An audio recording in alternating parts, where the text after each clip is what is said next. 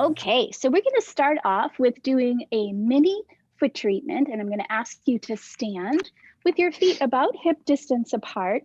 I'm going to choose to stand on my mat today because I have it set up that way for our other melt moves that are to come. But sometimes I find that being on my mat rather is a little sticky for me to move around. So just find a place that feels comfortable for you. And I would also say if you have sore feet in general, that you might want to just do this on a carpet rather than a hard floor. So just make sure that you feel very, very comfortable no matter what technique we're doing. And I talked to Kathy yesterday, and she was mentioning that her mother is going to have some knee surgery. And you can even do the foot treatment sitting in a chair. It's a little less, refined. It's a little bit clunkier, but it really works if you're dealing with issues of body pain and you can't stand. So we're going to do it obviously standing up, but just know that you can do it sitting in a chair. So my feet are hip distance apart. My toes are pointing straight towards my computer. My arms are just relaxed by my sides. And I'm going to take us through an assessment. You can choose to do the entire assessment for yourself, or you could choose to do just bits and pieces of it if you're in a rush. And that meant that if you were in a rush, you didn't even want to do the melt method, but just take a moment and give yourself permission to come into your body and just feel the way you feel. So one of the things I would ask myself first is, do I feel like I have more body weight on one side of my body than the other? In other words, does one foot feel like it's heavier into the floor? And that frankly could be your assessment. If you were like in a hurry, ready to go, just do that and come into the treatment. But of course, we're going to go on and continue. I'm going to ask you if you feel like you have more body weight towards the balls of your feet or back towards your heels. So if you're on the balls of your feet, you feel like your body weight's leaning forward, your toes might feel a little grippy on the floor. Obviously, your heels are going to be light. Some people will feel like their heels are real heavy on the floor. They're actually leaning back and the toes kind of come off the floor. So just notice. If you feel like you're resting on the outside of your foot or the inside of the foot, that's a really big deal. You don't want to be spending a whole lot of time there. Just notice how you feel. Sometimes your shoes can get worn out and it can exacerbate the position of the foot. So maybe Teresa, you might want to take a look at your shoes and just notice if they're getting a little worn out on the bottom.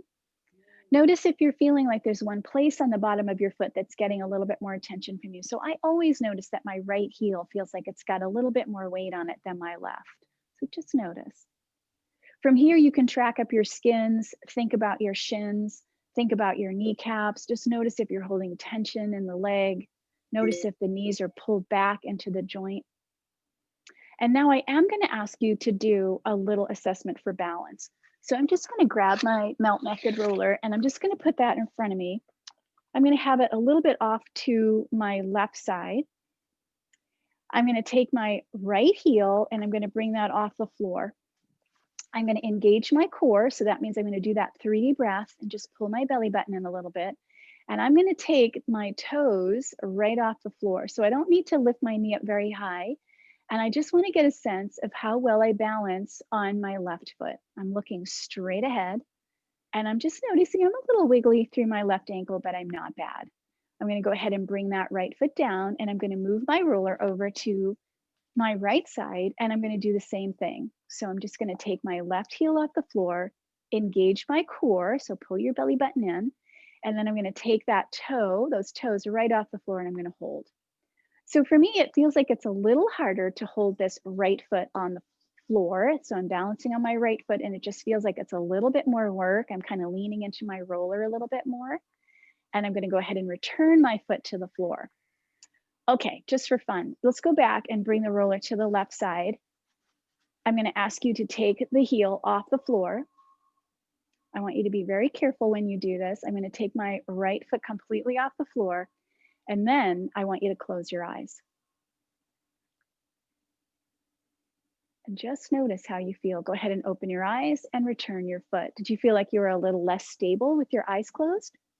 Yes. Yeah, probably, right? And let's try it over here on the left foot. So my roller's off to the right. I'm going to go ahead and take my heel off the floor, engage the core. Let that foot come off of my mat. I'm looking straight across the room and then I'm going to close my eyes. And then I'll go ahead and open and return my foot. So what I notice is that I have less ability to maintain my balance when I'm standing only on my right foot. Did anybody notice that it was one foot was a little better than the other one? Yeah. Yeah, are both feet bad? Just the left for me. Okay, and how about when you close your eyes? Does it get a little bit more exaggerated? Yes. Yeah, it does for me too.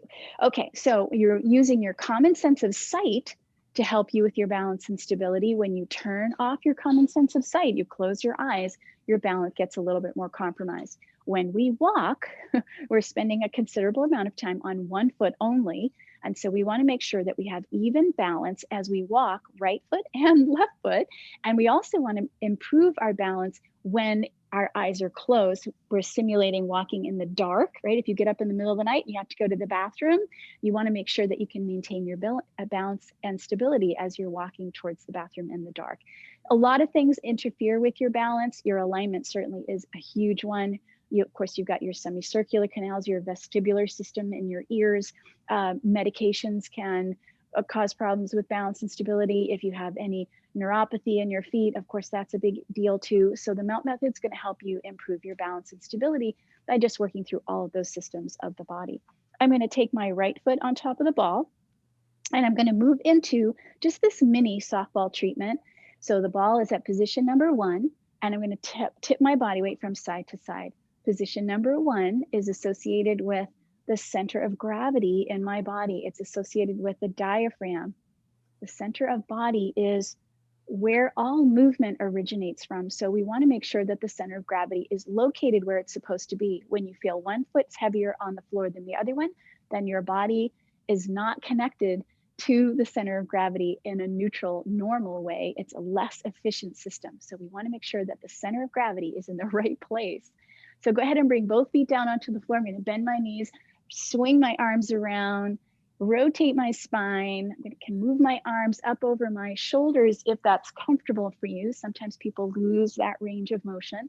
Come on back up when you're ready.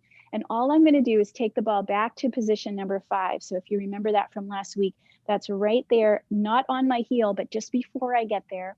I'm going to take a focused breath and press the ball into position number 5. And then I'm going to ease my body weight off of my foot. The ball stays at 5, and I'm going to go into my glide. So gliding comes across position number 5, and then it moves on to my heel. I'm just kind of sliding my foot away from my body. I'm gliding on my heel, and then I'm going to glide back into position number 5. I'm going to send a little bit more of my body weight on position 5, and I'm going to scratch my foot against the ball. I'm going to hold my foot still. The ball is pressing into position number 5, and I take a focused breath. This is where the cells are going to adapt and change. Think about squeezing a sponge. And now I'm going to release pressure on my foot. Imagine that squeeze of the sponge lessening, and now fluid pools into that area of my foot that I was just pressing into. I'm going to bring the ball up to position number 2. This is my favorite technique, so I'm going to keep this here because I love this, but it's not really part of the mini treatment, but I choose to do this. I'm going to have the ball at position 2. I'm pivoting on my heel to bring the ball over to the pinky toe, where I'm going to lighten the load and return the ball back to position 2 at the big toe mound. Push down and pivot and release, and do that one more time. Push down and pivot, and then release it back. I'm going to rinse down the bottom of my foot by bringing the ball into position number 2. I push the ball in towards my heel, and I step it forward and release it back. Do that for each knuckle inside the ball of the foot and each long bone that travels back towards your heel. One of the things I like to encourage people to do is look straight across the room when you're doing this, rather than looking at your foot. Looking across the room is going to help maintain your balance. It starts to educate the connective tissue system. It's also better for your breathing. When you're looking down at your foot, you start to restrict your ability to breathe. Once you've done the long bones and the ball of your foot, we move on to friction. So I had mentioned to Kathy, if she didn't feel like she had time or interest to do the whole foot treatment, then just doing this gets you moving in the right direction. This is a very simple habit, and maybe just starting with something very simple, incorporating that into your day will be rewarding enough for you to explore the full treatment. So from here, I'm going to take my right foot down onto the floor, and I'm just going to acknowledge that, yes, I feel a little different on this right side. My right foot feels heavier into the floor. I'm grounded. So I'm thinking about my balance blend as a grounding blend, right? I'm feeling like I'm heavy into the floor. I'm going to go ahead and bring the ball underneath my left foot, and I'm going to tip my body weight from side to side, pushing into position number 1. This is the plantar fascia. So we all are familiar with that particular fascia. And when you have fasciitis, plantar fasciitis, the fascia is actually pulling away from the architecture of your foot, and that's what leads to inflammation. The melt method is going to help you manage inflammation, whether it's from an injury or even eating something that you probably shouldn't be eating, or if you've had an injury, of course. Go ahead and bring both feet down onto the floor, bend your knees, rotate your spine, swing your arms around. This is getting all of the joints of the body to move around the center of gravity in your pelvis, starting to educate your body on its proper placement. Come on back up when you're ready. From here, I'm going to take that ball and I'm going to slide it back to position 5. Remember, that's not on my heel. It's just before I get there. I take that focused press, position point press. I'm going to ease my body weight off the ball, but keep the ball in position 5 where I go into my glide. So the glide is even pressure across position number 5. I'm exploring the tissue. I'm going to bring the ball onto my heel and then bring it back to position number 5, where I'm going to send a little bit more weight onto my left foot to scratch my foot against the ball.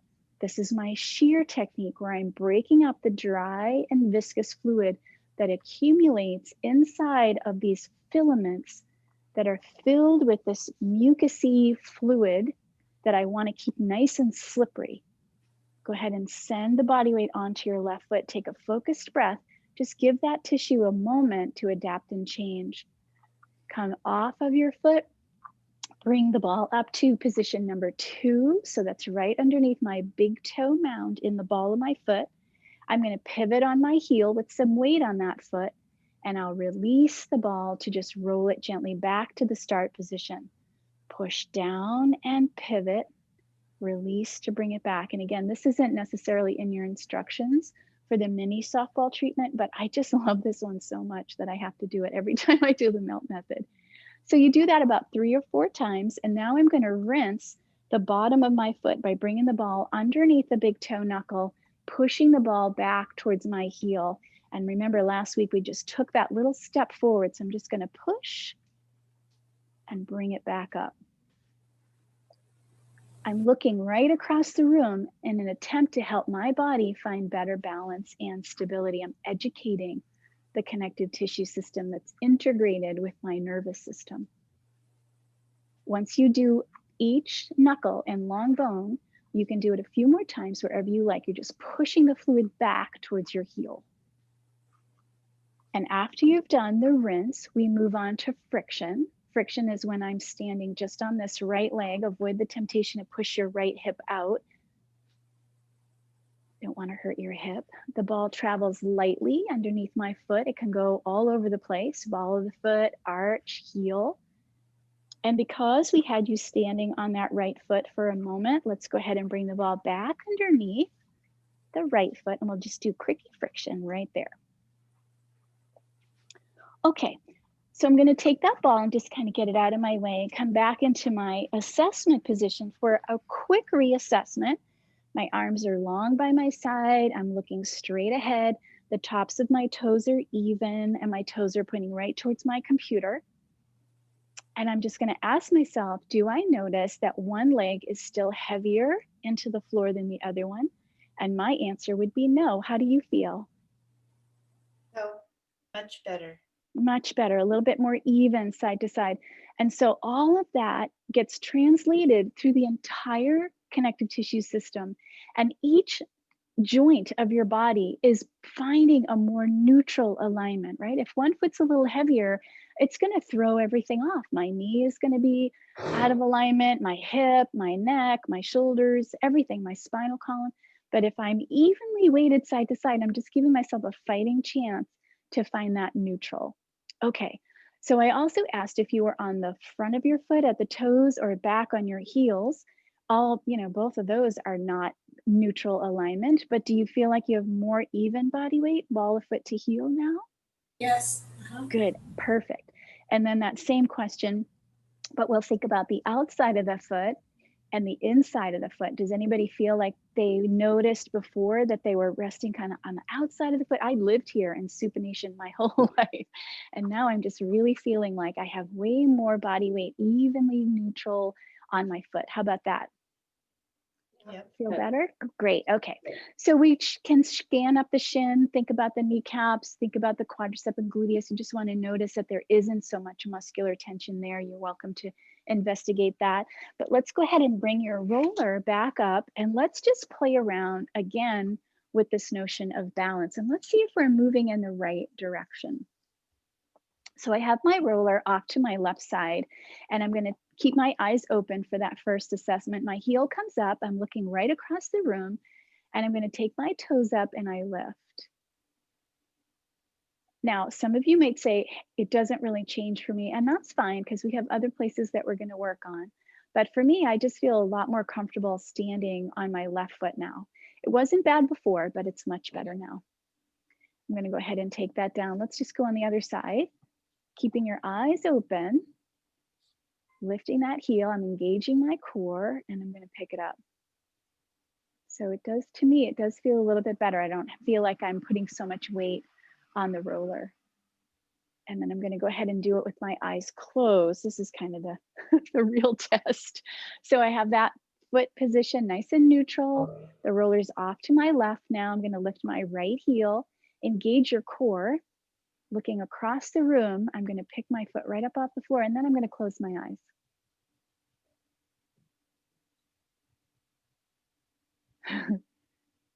And then go ahead and bring it down. I'm still pretty tippy. Anybody else? Oh, I'm super tippy. Tippy, I'm tippy. Okay, I'm going to move the roller over to the right side, and I'm going to go ahead and lift my left heel off the floor. I'm going to engage my core, pick my left foot up, and I'm going to close my eyes. And then go ahead and open them up and put your foot down. So that just gives you another opportunity to assess your balance after you do a foot treatment. Okay. So Sounds better for me. Is it better? Good. So for some people, Yes, it just works amazing. right away. Oh, Julie's back. Sorry, Julie. Okay. Okay. So let's get you back on the floor. And I'd like to review the rebalance sequence. So let's put you on your back. And your arms are going to be by your side. The palms are turned up towards the ceiling. This is such a great technique to do. So Kathy and I talked about the rebalance sequence last night, and you can do this on your mattress. Like if there's a reason why you can't get on the floor, like you've had an injury or you're working with somebody else and they can't get on the floor, you can actually do this on your bed. But I wouldn't go through all of the investigation of masses and spaces. I would simply ask myself to divide my body in half, right and left, and just notice if you're feeling longer and heavier on one side. And that's where the assessment would go. And then you'd get on the roller and do the rebalance sequence, slither off and reassess. But for our purposes, since you're on the floor, you should be able to feel the masses and spaces of the body. The masses are the masses are areas of the body that are naturally weighted to the floor, your head and your heels. And the spaces of the body are areas of the body that are lifted away from the floor. So the back of your neck, behind your knees. And I think that when the connective tissue is dry, it changes the way the spaces look and feel. And they end up becoming really big, or they end up flattening out. And so we're trying to find that neutral alignment, that neutral proportion of masses to spaces. We're going to investigate 4 areas of the body that are known to hold on to dry connective tissue and that create body-wide issues of pain and dysfunction. The first one is going to be the shoulder blades. So ideally, the shoulder blades feel wide and flat and heavy on the floor. But you might notice that the shoulder blades feel like they're poking into the mat. Go ahead and turn your palms so they're facing up towards the ceiling, and just notice the shoulder blades. If the shoulder blades are poking into the floor, that means you have dry connective tissue around the shoulder blades, and that's going to interfere with the mobility of your shoulder. That's going to interfere with the way the arms move and the hands, and it can lead to all kinds of pain in your neck and shoulders and give you headaches. So we want to have the shoulder blades in the right place. Last week, we explored upper back glide and shear. If that's a good technique for you, then that's a great one to help the shoulder blades find their neutral, but it's not the only one. From here, take a finger, poke it into your belly button, and draw a line straight through. Before your line touches the floor underneath you, you should find that the bottom of the rib cage is on the carpet. And if it's not feeling like it's weighted to the carpet, then it's a space and it's lifted away. And that's putting a lot of extra tension on the spinal column, pulling on your diaphragm, interfering with breath and digestion. Could be causing some pain in your low back curve. You can take your finger out. From here, travel down into your pelvis. Ideally, your butt cheeks are weighted to the floor. But if you feel like it's your tailbone or the back of the pelvis higher up than the butt cheeks, then you have stuck stress in the pelvis. Stuck stress in the pelvis can give you hip pain, low back pain, and pain that radiates down the legs. Could lead to sciatic pain. The last place that we check are the backs of the thighs, the hamstring muscles. And ideally, the hamstring muscles are resting heavy on the floor, right and left. But you might notice that they feel like they're kind of lifted away from the floor, kind of light. You might notice one is on the floor, but one isn't. So if you're noticing that, it could be a pelvic alignment, of course, but it could be some tension that you're holding on to in the back of the legs. And we're going to work a little bit back here today. The last assessment that we do is called the autopilot assessment. You divide the body in half from top to toe, and you ask yourself if you're feeling longer or heavier on one side of the body. Again, we're thinking about the way the center of gravity is integrated to the nervous system. If you're feeling like you're longer and heavier on one side, then your body isn't very efficient at figuring out that connection between the pelvis and the joints of the body and the nervous system. And it's a really easy thing to fix. That's what we're going to work on first. So from here, you'll roll over into a shoulder and come onto your roller. I would say you want to use the round roller, but for some of you that have tailbone issues or balance concerns, you can always use that half roller. The half roller is flat on the bottom, but it could also be flat on the top and round on the bottom. It just depends on what you need. So this is all about you, your comfort, your recovery, your mobility, and you just have all these wonderful tools to help you get into the right position. So from here, the knees are bent, the feet, the knees, and the hips are in neutral. Avoid the temptation to let the knees travel too wide from one another, but they're right in line with your hips. Your palms are turned down into the floor to help you find stability there. The forearms are resting. The head is completely supported by the roller. Your shoulder blades are heavy against the roller and your collarbone is just wide and open. Everything's nice and heavy and relaxed, even your face. And just enjoy the position that you're in right now. Don't think about being in neutral, just allow everything to just settle into the roller. And when you're ready, you'll go into gentle rocking. So the body weight is going to tip right and left. Everything comes right, nice Martha, and everything comes left. Beautiful, Teresa Edge, nice job. Everybody looks good. So it's not that you're turning your head, you're not shifting your hips. Think about the spinal column being attached to the roller as you go right and left. We do this for about 30 to 60 seconds to allow the fluids of the spinal column to move from head to tailbone. We also do this because we want the nervous system to be comfortable on the roller and to figure out how to stay on the roller. When you're ready, come on back to center. The hands are going to go on the pelvis. The heel of the hand is on the hip bones. The fingertips are on the pubic bone or reaching towards the pubic bone. The hands are here so that you can feel the movement of the pelvis. We'll go into 3 positions: the tuck, the tilt, and the neutral. Tuck your pelvis by taking the low back curve down onto the roller. Feel the position of the hands change. The heel of the hand gets low, the tips of the fingers get high. From here, go into the tilt position, which is an arch in the spine. The heel of the hand will lift and the tips of the fingers will drop. So you're arching your back away from the roller. Those are the 2 extremes of motion for the spinal column and pelvis for you. Come back into the tuck position. Identify that you feel weight on the rib cage and ease the low back curve away from the roller, but maintain the weight of the ribs on the roller. And you should feel that the heel of the hand and the tips of the fingers are fairly level. So that's our neutral from those little hip bones to the pubic bone. You should notice that there's a space at the low back curve. But for me personally, what I notice is I still feel like I'm resting on the back of my pelvis. So just take your fingertips to the floor, engage your core a little bit, and take your hips off the roller about 1 inch or so and reset your pelvis so that when you come back down onto the roller, you get a sense that you have a little bit more weight towards your tailbone rather than in the back of the pelvis in a tuck position. And you'll feel like you're even more neutral. So Teresa Edge, that looks beautiful. She's got a really good position of her body to the camera so I can really see it. It looks great. From here, let's do the 3D breath breakdown. We'll just take a couple of breaths in each position. 1 hand to the chest, 1 hand to the belly. Just take a breath in. It doesn't need to be the Academy Award winning Meryl Streep breath, just a nice, easy breath. Just breathing in and out, just noticing if you feel both hands rise and fall, and if you feel the ribs move up to the ceiling and back down to the roller.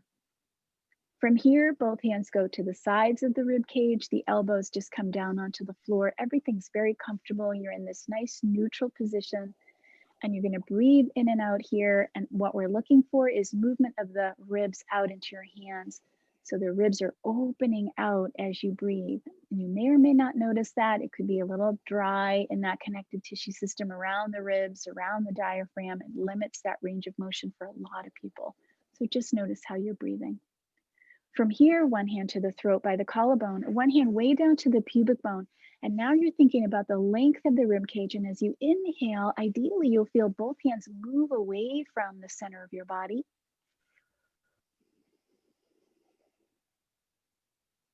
From here, bring your hands onto your belly. And this gives you a chance to tap into what Sue Hitzman calls the neurocore. The neurocore is the nervous system and the core and its interrelationship. From here, you'll inhale, and on your exhale, give me a noisy breath to slow down the rate of exhalation, and also give your body time to find this really beautiful transverse abdominis muscle that wraps around the center of your body, acts like a corset, just tightens you up right there at the midline. So exhale and give me a shh, and sink that belly button into the body without changing that beautiful neutral alignment that you feel. Some students have the tendency to drop the low back curve onto the roller when they exhale. Avoid that. The nice little space that you found in your neutral, just pull the belly button in, but keep that nice space in that lumbar spine. Beautiful. Once you find the contraction of the core, turn off that noisy breath and see if you can recruit that contraction without making a noisy breath. And that would be a more neutral, more normal exhalation for you.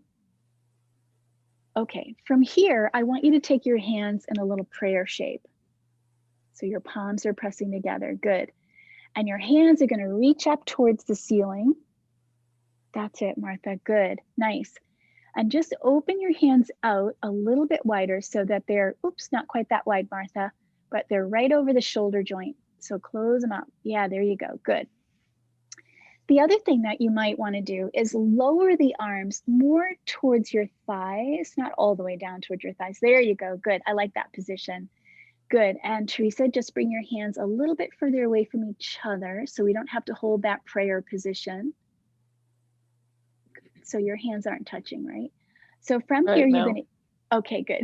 You're going to inhale to reach up towards the ceiling. And you're going to exhale to let the arms get heavy and let your shoulder blades wrap around the roller. Avoid the temptation to bend your elbows, Martha. Keep the arms straight. Good. Reach it up on your inhale and exhale. Let the backs of the shoulders hug against the roller. Good. Nice. That's it, Barbara. That looks beautiful. Good, Teresa. Inhale to reach up. So the hands are staying more towards the ceiling, Teresa Luciano, and hold it right there. Just reach up towards the ceiling and then let the backs of the shoulders get heavy. There you go. No need to open the arms though. Keep them closed. Inhale and exhale. You should feel the shoulder blades moving against the roller, yeah? On the last one, just keep the shoulder blades nice and heavy. And I want you to open your arms out into a V shape. Good. Martha, that might be a little too wide. Yep, perfect. All 10 fingers are going to drop back. So drop the fingers back. There you go. Good. And I love this one. So think about the heel of your hand reaching up towards the ceiling and the backs of the shoulders being nice and heavy. And you're just kind of lengthening through that arm tissue. From here, take the fingertips of the right hand and orient them towards the left side of the room. Yep. Inhale and stay. Exhale to swap the position of both hands. Nice. Inhale to stay. Exhale to swap.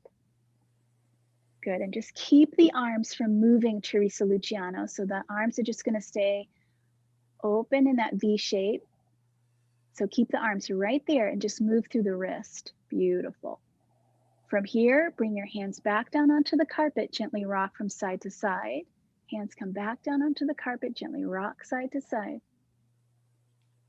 Come on back into center, lengthen one leg, slither off your roller and reassess. So a quick reassessment here. Palms are turned up towards the ceiling, arms are nice and long.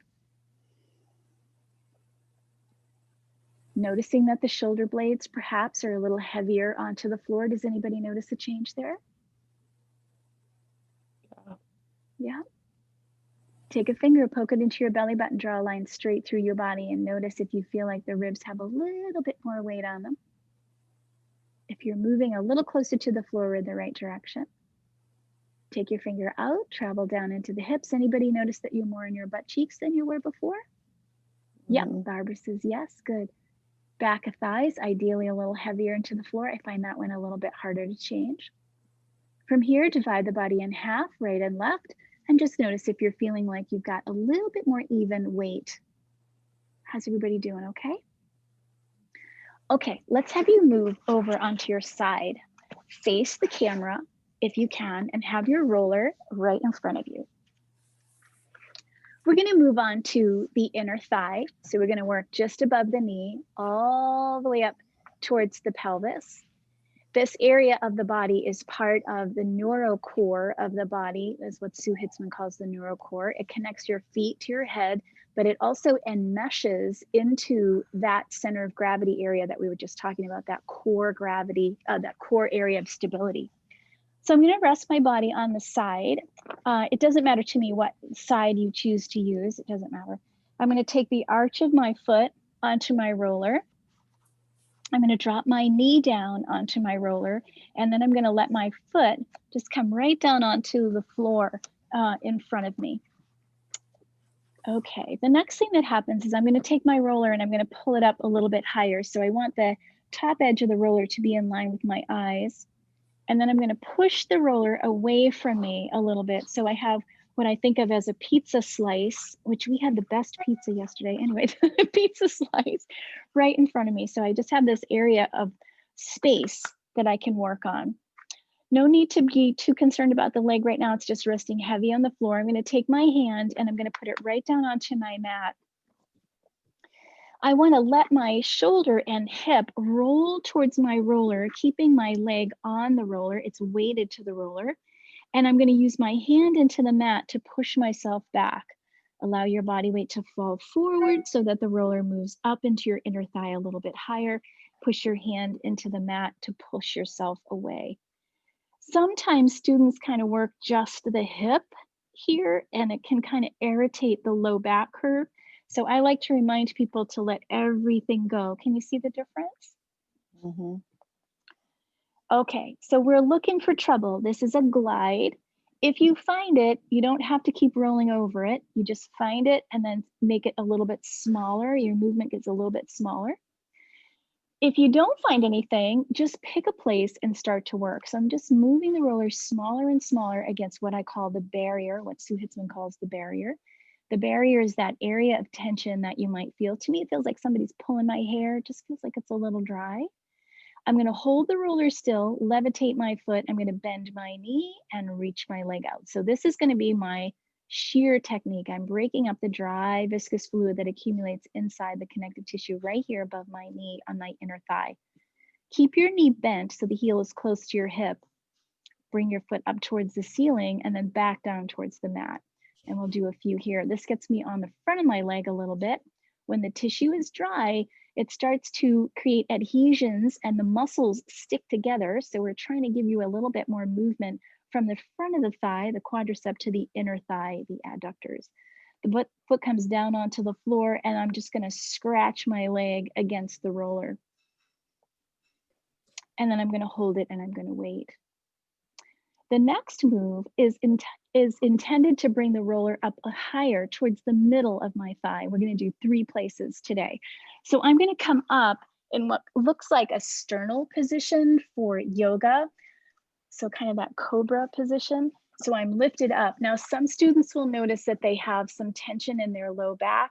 You could take yourself into a bit of a tuck here. So you could bring your pubic bone towards the mat, and that'll get rid of that curve in your low back. Some students actually find that being down here is more comfortable for them. So you can choose to try that position. I like to come up here when I'm doing the glide. So I'm just going to push into my roller. And again, I'm not just using my leg, I'm shifting my body towards the roller. The roller is moving just a few inches into my inner thigh. If you find a place that's tender as you roll over it, that's your barrier. No need to keep going over it. Just find your spot and work into that dry area. Go smaller and smaller and smaller until you stop. When I go into my shear technique, I come down onto the mat, levitate my foot, bend my knee, and straighten it. When I'm doing the shear technique, I relax my body down onto the mat. Keep your knee bent and bring your foot towards the ceiling, and we'll just do that. Let your foot come down. It might not come all the way resting onto the floor, but just let your foot be relaxed. The leg is relaxed. You still have weight on the roller at your inner thigh. And then come on back up in that sternal position if you like it. Again, you might need to tuck your pelvis. You might want to stay down with your chest on the mat. And I'm just going to either shift my body towards my roller, or sometimes I just grab my roller and pull it up a little bit higher. So now I'm very high. I'm almost on my hip flexor. And I'm going to do the same thing. I'm traveling into the upper inner thigh, the super highway of fluid that connects my feet to my head. Smaller and smaller until I stop. Come down onto your mat for the shear technique. Levitate your foot, bend your knee, and straighten. 3 of those. Keeping your heel close to your hip, and then you will just bring your foot up towards the ceiling and then rest your foot on the floor. Come on up, and then I'm going to choose to face the computer. So I'm going to do my other leg.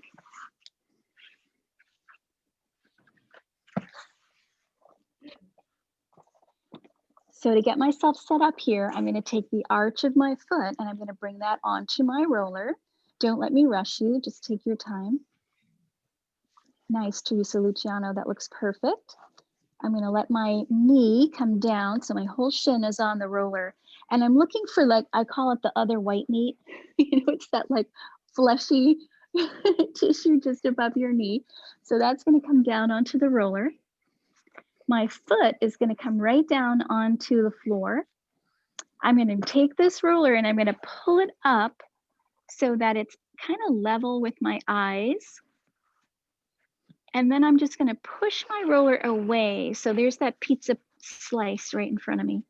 Did I mention that really good pizza we had yesterday? Okay, my hand is gonna come right down onto the mat. I'm gonna shift my body towards the roller, not just my leg and hip, but my whole body. Push your hand into the mat to come away. So let yourself fall forward and come away. My foot is just resting on the floor. And I have weight on that inner thigh that stays exactly the same as the roller comes up. Now, if you find that there's tenderness here, you don't need to keep rolling over it. You just go, oh, there's my spot. That's my barrier. I'm just going to go smaller and smaller. And I'm going to stop right there. Levitate your foot, bend your knee, and straighten your leg. Give me 3 of those. These are your shear techniques. Keep your heel close to your hip.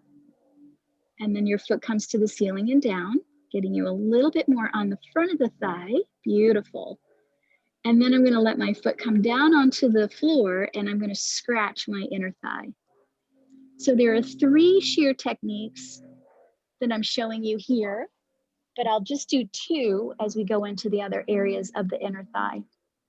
I'm going to flip myself over so my chest is coming down towards my mat. And when I do that, my roller just naturally comes up into the middle of my thigh.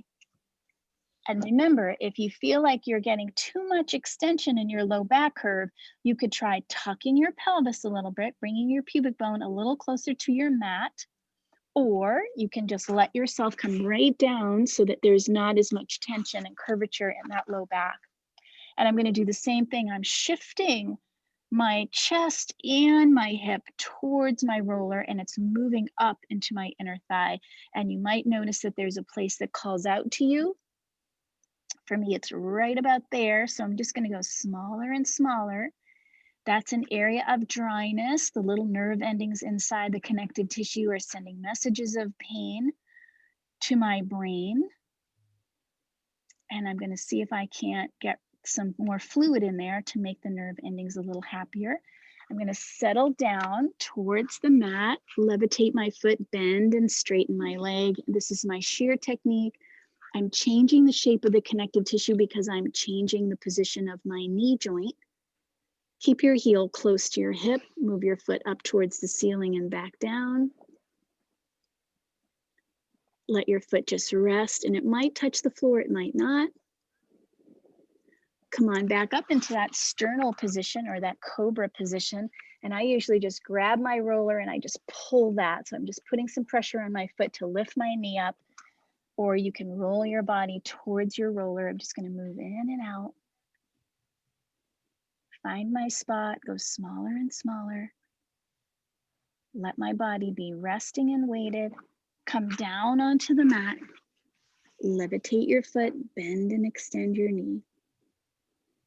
Anybody finding some owies? Oh, Yep. Yeah. it's so Yeah. painful. I know, you're so stoic. Oh my God, so stoic. If it's painful, it's just dry, dry, dry, dry, dry. Keep your heel close to your hip and go ahead and let your foot come to the ceiling. You might notice that my knee has come down onto the floor. That's kind of a nice way to do it too. The leg is supported. And then I'm just gonna kind of hang out here and rest for a moment. Perfect. Okay. Oh, yeah. The next one that we're gonna do is gonna be for the back of the thigh. So we just did inner thigh, and this is for the back of the thigh. And I always forget to do this. I like, really, when I do this on my own, I like to have my heels on the floor rather than on my mat. But when I teach it, do I ever remember to tell people that? So I'm going to try to remember to tell everybody. I don't like my heels to be on the mat. It just kind of limits my movement. Does that make sense? Yeah, good. You can see me good. Okay. So I put the roller very high onto my upper thigh. My butt is still down on my mat. And we're going to work the back of the leg. So I love this one. And I know you probably heard me say this before, but this is working the cellulite that you see on the backs of other people's thighs, because I don't want to go there. I don't want to look back there. Okay. So what I'm going to do is I'm going to let my right foot kind of fall open. So the whole leg kind of falls open. I'm going to keep the right heel heavy on the floor, and I'm going to open my leg, just the right one. And I'm scraping the back of my right thigh against the roller. Then my toes are going to turn in, and I'm going to drag my leg back to the center. Toes fall open to the right, drag the leg open so that you feel the tissue being twisted against the roller. Toes come back into center and drag the leg back in. Keep your heel on the floor, and that will help you find a very good range of motion as you open that leg out, because it's not about how wide you go. It's about keeping the back of the thigh on the roller. Okay, let's try it over on the left side. So you can do one leg at a time, letting the left leg kind of drop open, sliding that heel, feeling the roller move against the back of the thigh, and then coming back into center. Toes drop open to open the leg. Turn your leg in so the toes are pointing towards the right to drag the leg back to center. Open and close. Come on back to center. Take the roller a little bit lower. You're about halfway down the back of the thigh. And let's try it with both legs at the same time. So the toes are going to drop open. My right foot dropped right, my left foot dropped left. I'm going to drag the legs open. Keep your heels on the floor. Turn your toes into center to drag the legs back in. Let the legs drop open and drag them open. Toes turn in and pull the legs together. Does that make sense? Yep. Yes. I love this one. It's nice, yeah? I love this one. Yeah. Okay, so we do about 3 or 4 of each, and then I'm going to come back to center and just let the legs be heavy. I'm going to move the roller a little bit lower, so now it's just above my knee space. Drop the legs open and drag the legs open so that you're feeling the tissue at the back of the thigh being twisted against the texture of the Melt Method roller. Come on back to center when you're ready. From here, I'm going to take my right foot onto my roller, and I'm going to move the roller lower to my calf. So I just use my right foot and move the roller. So now my calves are on the roller. That's it, Teresa Luciano. Those pants are so cute. Oh, And I'm going to I'm going to take my right leg and cross it over my left. And I'm going to do a little bend of my left knee. And now I'm working my calf against the roller. If you feel like you don't have the roller quite in the right place, you can always move the roller a little bit lower. So I just uncrossed my ankles, I used my right foot, and I just moved my roller a little bit lower. And you can turn this left leg so that you can explore the inside of your calf, the center back, the outside, wherever you want to go. And you might find that you've got, more than one place that feels a little tight and sticky in here. I've got a spot right about here, kind of on the inside low. I'm going to work right in there. I'm going to start to go smaller and smaller. Remember, this is all my glide. I'm just investigating the tissue. Smaller and smaller until I stop. And then the shear technique is to take the legs and turn them left and right. So it's a little cross friction coming over the area of tenderness. Yeah. And then I'm going to let the legs be still. And I'm going to turn my ankle on the left. So now I'm using the joint to move the connective tissue. And I'm going to wait and hold. From here, I'm going to uncross my legs. My right calf's going to go against the roller, and the left ankle will come over the top.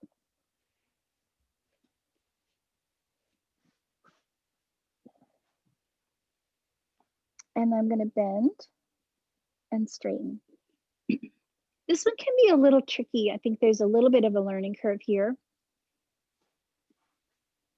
I don't know if anybody knows Allison Sagewind, but Allison owns Awakened Network, and she loves to work connective tissue with her clients. And one of the things that she illuminated for me is to flex your right ankle. So that means I'm flattening out the bottom of my foot, and you'll feel that it's a little tighter in the calf, and you're working more the surface layers of connective tissue.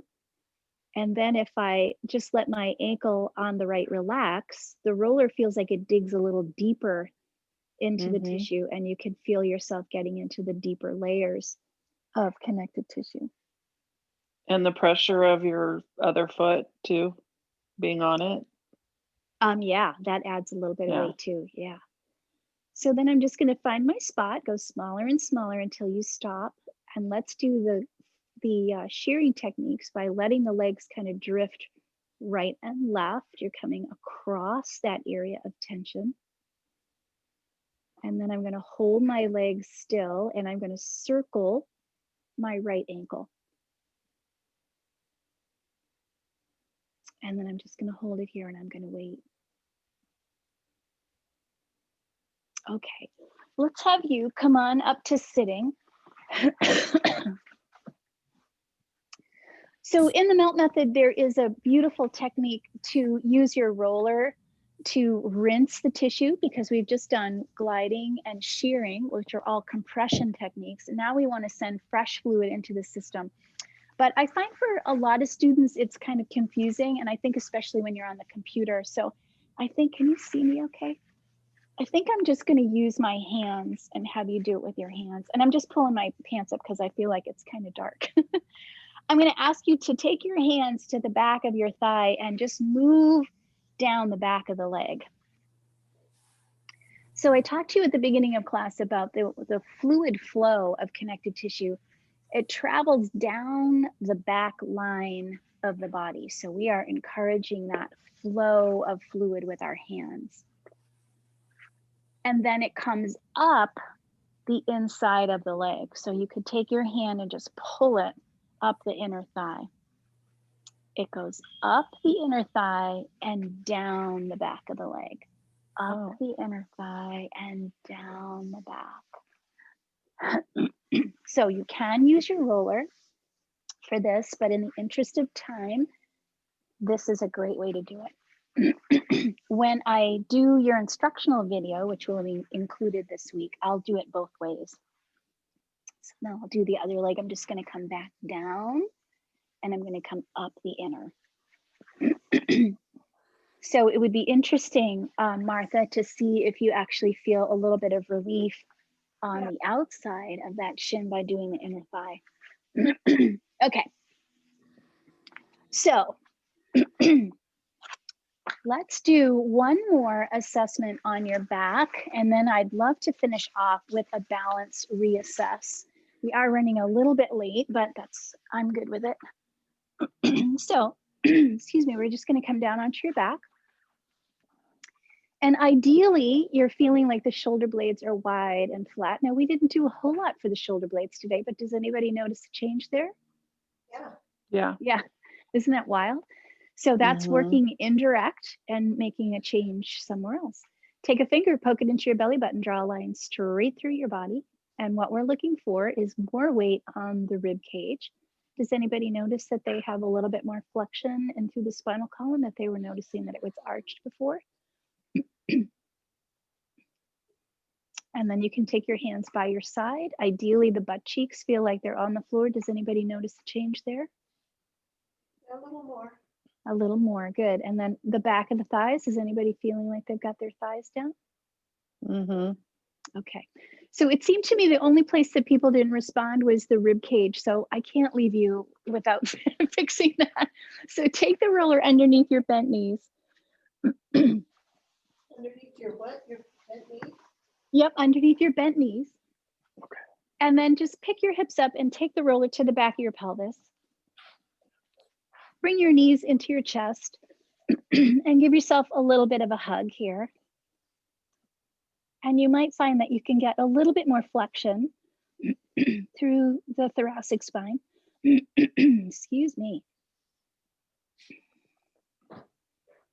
So this is just a really passive way, just kind of lets gravity do its magic, give you a little bit more weight on the ribs. Some nice breaths to just kind of relax into the floor. Let everything get heavy. And let's see if that was just enough. So go ahead and bring your feet to the floor, bridge up, take that roller out from underneath you, and then come back into the rest assess. And you know what I notice is that I do have more weight now on my ribs. Mm-hmm. Yeah. Yeah. Yeah. Okay, great. From here, we'll come on up to standing and let's do another assessment of your balance. Let's see if we're getting you in the right direction. So again, balance is kind of a complicated multi-system enterprise, and we're just really dealing with connective tissue here, but I do want you to be mindful of your neutral alignment. So ideally, both feet are weighted to the floor. Ideally, the knees are relatively soft. They're not hyperextended. You feel like your hips, your knees, your ankles are all in neutral. Your shoulders ideally are over your pelvis. I have the roller off to my left side. I'm going to take my right foot off the floor. And before I commit myself to taking my right foot off the floor, I'm going to think about my left foot. And I want to think that I have balanced weight from my big toe to the pinky toe, from the front of my foot to the back. I'm going to exhale to engage my core. And I'm going to float my foot away. While I'm here, close your eyes. Open your eyes and bring your foot back down. Shift it to the other side so the roller's coming over to my right. My feet are weighted into the floor. I'm feeling balanced and grounded.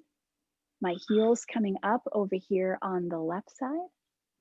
I'm going to think about the way my right foot feels before I even pick my foot up. I want to notice that my big toe is weighted to the floor, the ball of my foot, the side of the foot, and my heel. I'm going to exhale to engage my core.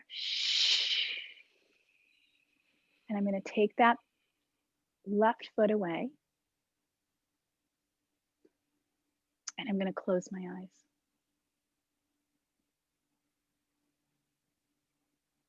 Go ahead and open and bring your foot to the floor. All righty. So, anybody notice any changes? Still pretty wobbly when eyes are closed. Yeah, pretty wobbly.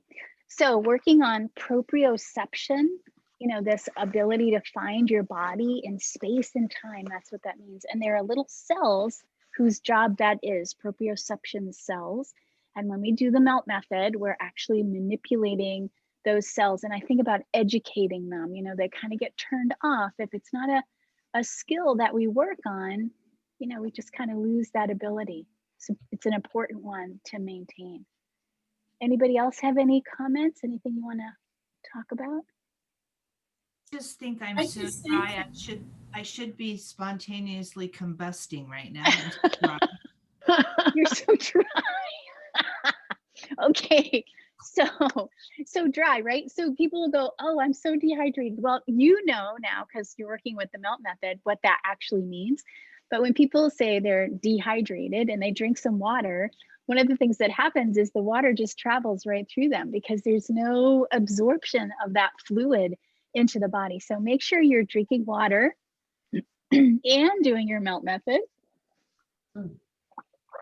So Sue Hitzman would say a glass of water before you do a foot treatment, and then a glass of water when you're finished, and then another glass of water to really give yourself enough fluid to work with. And that all happens ideally in the morning. And then some people will say they don't drink any water after 6 o'clock because they don't want to get up at night to go pee. That's totally up to you. If I'm thirsty and it's, you know, if I'm in bed and I'm thirsty, I'm going to get up and take care of that because I think dehydration is a really harmful thing. Yeah, it's really harmful for your body to be dehydrated. The connective tissue needs to be supple and manipulated. And if you spend a lot of time sitting, it gets very stiff and dry. The back of the thigh is a really good example of that. When we're sitting in a chair, your body weight is pressing into the connective tissue at the back of the leg. So when you get up from the chair, it's just dry. It's like you've done a compression technique. So we want to manipulate that tissue to bring the fluid back in. So when you get up from a chair, you could actually just take your hands on the back of the thigh and just kind of manipulate that tissue. There you go, Teresa Edge. That looks great. So you're just kind of moving that fluid around. Okay. Feel all right? Yeah, thank you. Thank you so much. Thank Let's you. do- Thank you'll you. hear- You Have will a hear great from me during the week. I'm committed to watching your videos. The last. All right. All right. And I'm here for you anytime. So even if you already had a conversation with me, if you want another one, you just schedule that and we'll chat. Okay. It's my pleasure. I hope I hear from you. Thank you. Thank you. I'll talk to you real soon, everybody. Have a good day. Bye-bye. Bye.